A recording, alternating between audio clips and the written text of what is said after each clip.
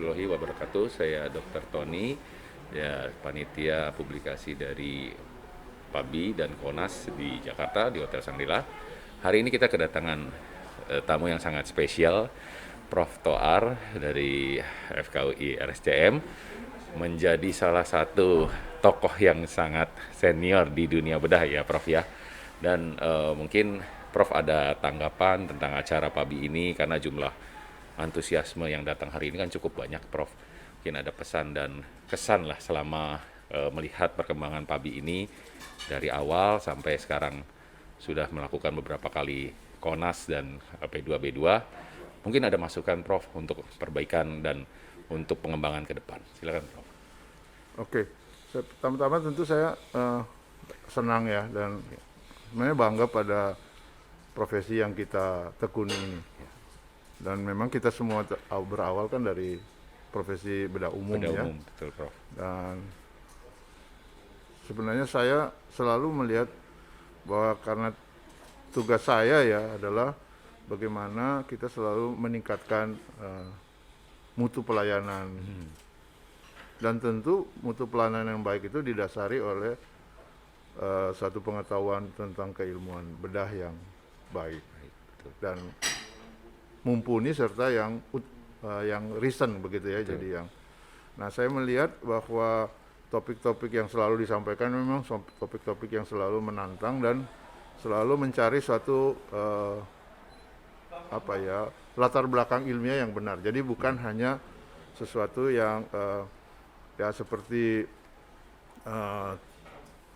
seperti jualan saja gitu ya. Jadi seorang ahli bedah saya kira mesti selalu bekerja berdasarkan evidence yang scientific base, dan itu saya lihat yang selalu ingin ditampaikan oleh panitia ini.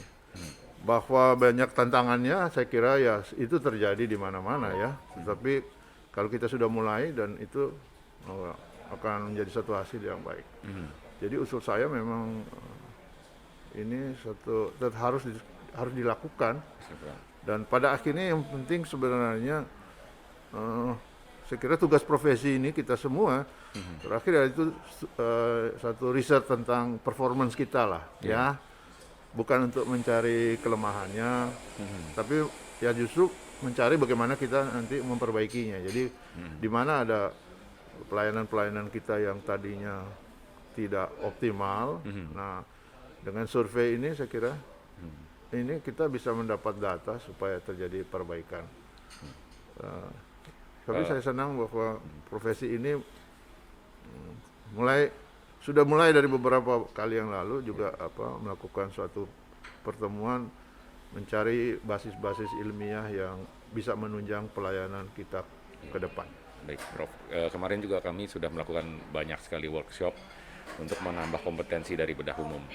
Nah Prof, kan di kota besar ini bedah umum ini hampir sudah jarang dicari sama pasien. Biasa langsung mau ke digestif, langsung ke onkologi, ke vaskuler. Nah, ada nggak Prof kiat-kiatnya gimana bisa kita sebagai bedah umum itu bisa bersaing lah di kota-kota besar ini? Karena masyarakat juga kan kita tidak bisa cegah Prof. Karena masyarakat juga sudah melihat media sosial dan lain-lain sehingga mereka kalau ada kasus anak ke bedah anak, kasus vaskuler ke vaskuler, kasus digestif langsung ke digestif, sehingga nama bedah umum ini ditakutkan kan makin lama makin redup di kota-kota besar. Ada nggak Prof kiat-kiat edukasi apa atau kompetensi apa yang harus kita lakukan agar kita tetap eksis? Ya saya kira gini loh ya, itu yang selalu terjadi seolah-olah memang seperti ayam sama telur. Ada yang batasi, tetapi memang pertanyaannya apa bedah umum ini kompetensi atau enggak. Ya saya pikir kompeten atau tidak. Nah ini sebenarnya yang mesti dari individu kita sebagai seorang profesi bedah umum, jangan pernah merasa inferior. Jadi yang mesti ditunjukkan adalah aktualisasi pekerjaan yang profesional, sesuai dengan kompetensi dan sesuai dengan privilege yang diberi. Nah ya itu saya kira kalau itu dikerjakan, saya kira banyak sebenarnya teman-teman bedah umum yang sukses kok, karena dia menunjukkan pekerjaan yang aktualisasi. Yang saya selalu hindari, jangan kemudian memang aturan kita kadang-kadang marginalisasi ini sehingga seolah-olah bedah umum ini termarginalisasi, tapi sebenarnya ya kita mesti bertanya pada diri kita, kalau itu sistem ya kita perbaikilah kita sendiri sehingga penampilan kita begitu prima untuk kasus-kasus itu, kenapa tidak? Saya kira kan peluang di acute care itu atau di emergency surgery itu perannya besar sekali, ya. Nah, tapi jangan jadi agen gitu, dikit-dikit kirim. Jadi itu juga menunjukkan. Saya kira banyak senior-senior saya juga atau teman-teman saya yang sangat sukses, ya. Anda kan juga tahu, Anda juga. Tapi jangan Anda merasa inferior lah, enggak lah, ya. Itu kalau ada juga subspesialisasi yang melarang-larang itu juga oknum menurut saya. Iya betul, Prof. Dan jangan mau lah. Mana Anda punya, cuma aktualisasi dong, tunjukin bahwa kita juga bisa, bukan jadi agen, gitu aja. Iya, Prof. Ya kadang memang sampai ke BPJS pun sekarang memberikan batasan, Prof, karena kan memang harus dilakukan subspesialis, lalu asuransi juga mulai meminta subspesialis untuk melakukan. Tapi sebenarnya itu tidak merata ya, bukan aturan yang secara tertulis itu dijadikan acuan ya, Prof ya. Jadi hanya banyak yang oknum-oknum yang ya kadang-kadang berusaha untuk memberikan superioritas gitu ya, Prof ya. Nah, Prof, kalau untuk acara hari ini, Prof, kita kan sudah mencapai di penghujung acara pada hari ini. Mungkin juga akan ada pemilihan ketua PABI. Nah, mungkin ada harapan dari Prof untuk ketua terpilih sekarang, bagaimana mengembangkan PABI ini? Ya, pertama sebelum kembali lagi ya, makanya saya bilang, kita jangan belajar karena BPJS. Jadi seolah-olah nih kedokteran, apalagi spesialisasi bedah itu diatur oleh BPJS. Iya, Prof. BPJS tuh nggak ada ilmunya dia, nggak ada ilmu bedah di situ.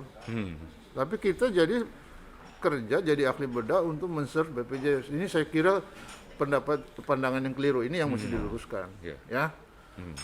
Ya, jadi mesti diluruskan. Jadi jangan karena BPJS nggak tanggung kita nggak kerja gitu loh. Ya itu mesti diluruskan. Jadi saya pikir itu. Nah, sekaligus kalau gitu harapan saya ya pada profesi ini dan siapapun yang nanti menjadi leader di sini, yaitu membawa kepada profesionalisme profesi. Iya, Pak. Ya, jadi capai betul kompetensinya, jalanin, bikin kebijakan-kebijakan. Kebijakan. Nah, satu harapan saya selalu di ketua begitu. Jangan cuma bikin-bikin masalah doang. Atau tahu tapi nggak pernah eksekusi. Iya.